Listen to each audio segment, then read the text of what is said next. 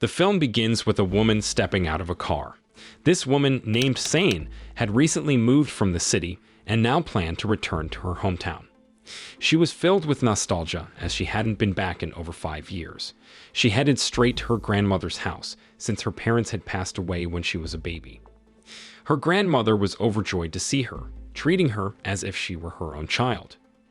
Later, Sayen took her grandmother on her motorcycle to a traditional village event. The village was located far away from the city in rural Chala. The villagers warmly welcomed Sayen, thrilled to see her after such a long time. Her childhood friend, Jose, also approached her, and before long, the traditional ceremony commenced. In the evening, Sayen sat down to have dinner with her uncles and Jose. As they began their meal, one of the uncles noticed how well Sayen and Jose got along. This made Sayen and Jose blush, hinting at their mutual affection for each other. Jose then shared his concerns about the increasing number of outsiders arriving in their village. He worried that these people might have ill intentions towards their community, so he advised everyone to remain vigilant. Soon after, Sayen's grandmother chimed in, mentioning a stranger who had approached her last week, offering to buy her house. The grandmother dismissed the person outright, since she had no intentions of selling her cherished home. The following day, Sayen found herself bathing in a crystal-clear river, surrounded by breathtaking scenery untouched by pollution. Suddenly, she heard the sound of a passing car. Curious, she hurriedly made her way to see who had arrived in the car. To her surprise, the car had stopped in her grandmother's yard, and 2 men had stepped out. Then Sayen emerged and asked them who they were. The young man introduced himself as Antonio, accompanied by his personal assistant. At that time, Antonio explained that he had come to meet Sayen's grandmother. Shortly after, the grandmother appeared and invited them inside for a conversation. It turned out that Antonio was the same person who had approached the grandmother a week ago with an offer to buy her house. Now he had returned with the intention of persuading the grandmother by offering an even higher price. Antonio mentioned plans to turn the house into a nature tourist attraction, promising to preserve it and build a new home for the grandmother. However, she stood firm, declaring that she would continue living in her beloved house and would never sell it. Despite her refusal, Antonio persisted. In response, Sayen swiftly kicked them both out. Defeated, Antonio and his assistant left the premises. Just a few meters away, Sayen discreetly followed them, staying hidden behind the car. Not long after, Antonio and his assistant arrived at a campsite, revealing that Antonio was the son of the boss overseeing an oil drilling project. Shortly after their arrival, Antonio was approached by his confidant, Baikos. Baikos informed Antonio that their boss, Antonio's father, had inquired about the progress of acquiring the grandmother's house. There, Antonio responded that he hadn't succeeded yet, but he would do whatever it took to persuade his grandmother to sell. At the same time, Antonio received an unexpected call from his father, who ordered him to resort to violence if the grandmother continued to refuse selling her house. It turned out Antonio's father had made a deal with the contractor, and Antonio had only 1 week to forcefully make his grandmother give up her home. Despite his assistant's advice against violence, Antonio, unwilling to be undermined by his father, decided to proceed with that approach, regardless of the potential consequences. On the other side, we see Sayen recording all of Antonio's conversations on her cell phone. However, just as she's about to leave, she's caught by his assistant, leading to a chase. Fueled by anger, she easily escapes through the forest terrain, leaving Antonio furious. Then he commands his men to converge on Sayen at the grandmother's house. Meanwhile, Sayen arrives at her grandmother's house and hastily shares everything with her. Unfortunately, they have no time to escape as Antonio and his men have already arrived. There, he demands that Sayen hand over the audio recording, promising to leave them alone thereafter. Naturally, she refuses to surrender the evidence, vowing to take it to the police. Infuriated, Antonio threatens to burn down the grandmother's house if Sayen doesn't comply with his demands to hand over the recording and sell the house. In response, the grandmother bravely declares that she would rather die than sell her home. In a heartless act, Antonio shoots the grandmother. Devastated by their grandmother's loss, Sayen becomes uncontrollable and launches an attack. However, she is swiftly subdued by Baikos. Antonio orders his men to place both Sayen and the grandmother inside the house and proceeds to set it ablaze.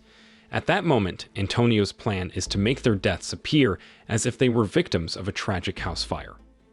Once Sayen and the grandmother are inside, the house is set on fire. Soon after, the scene shifts to 15 years earlier, when Sayen was still a teenager. We see her training in self-defense under the guidance of the village's esteemed martial arts teacher. Initially, the teacher underestimated Sayen because she was a woman. However, when she faced off against a male student, she easily defeated him. Witnessing her skill, the teacher became amazed and made Sayen his top student.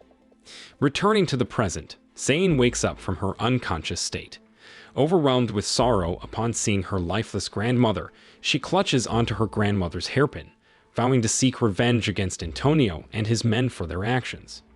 Shortly after, Sayen exits through the back road, discovering that Antonio and his men haven't left yet.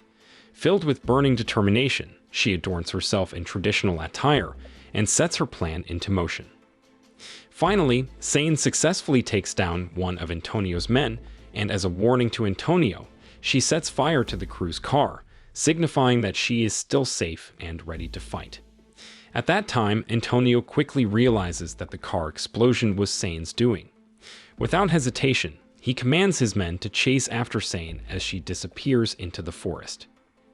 In the evening, Antonio and his men find themselves spending the night in the forest, frustrated that they haven't been able to catch Sayen, who continues to elude them.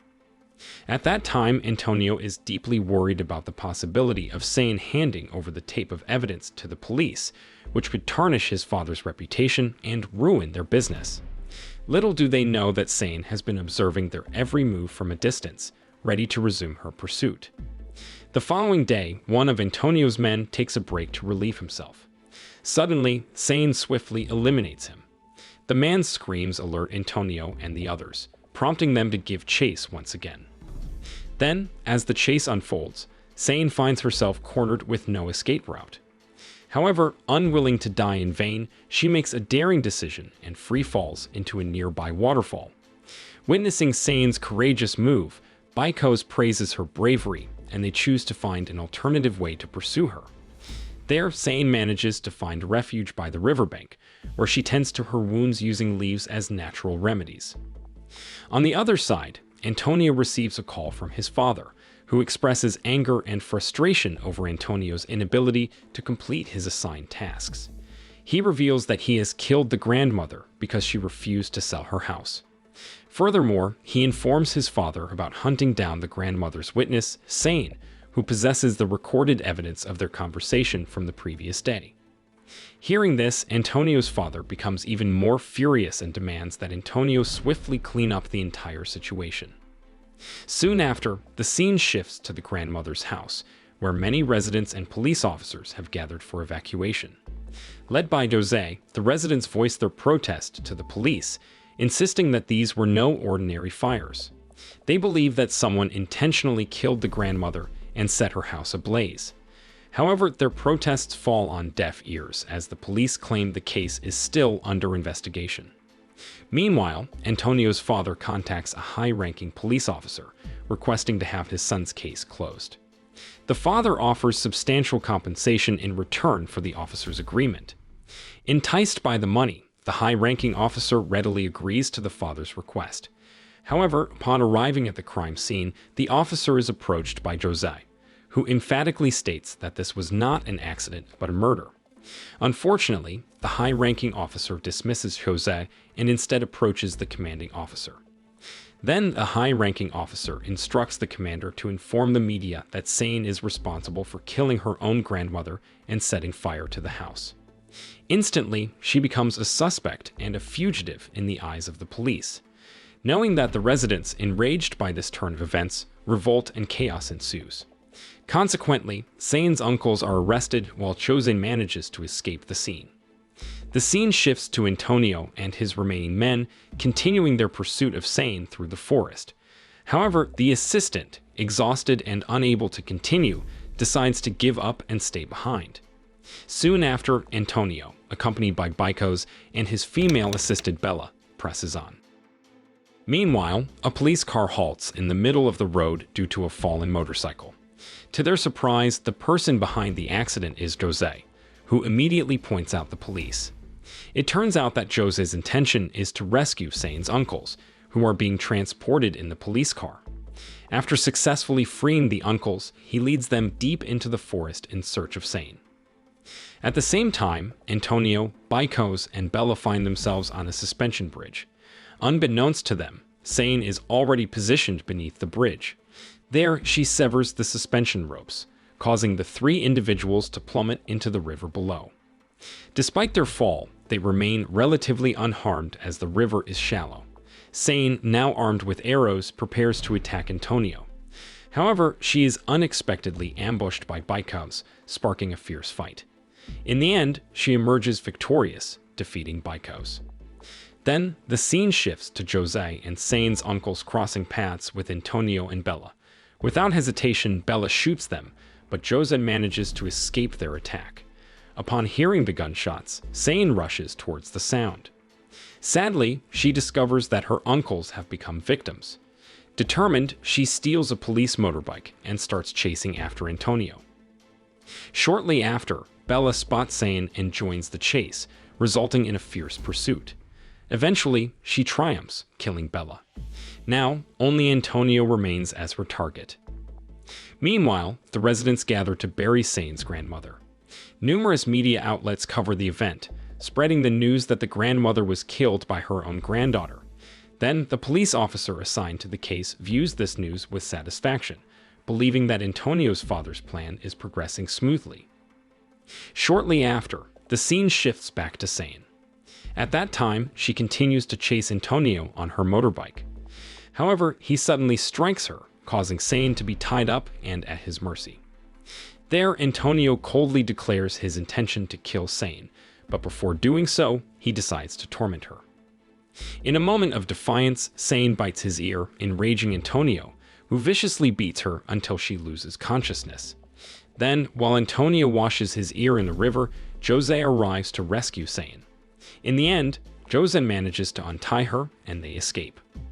After putting some distance between themselves and danger, Jose advises Sayen to put an end to this cycle of revenge, emphasizing that it will never truly resolve anything.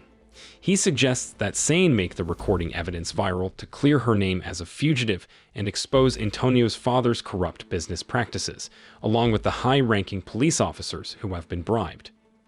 However, their conversation is abruptly interrupted when Antonio appears and shoots Jose.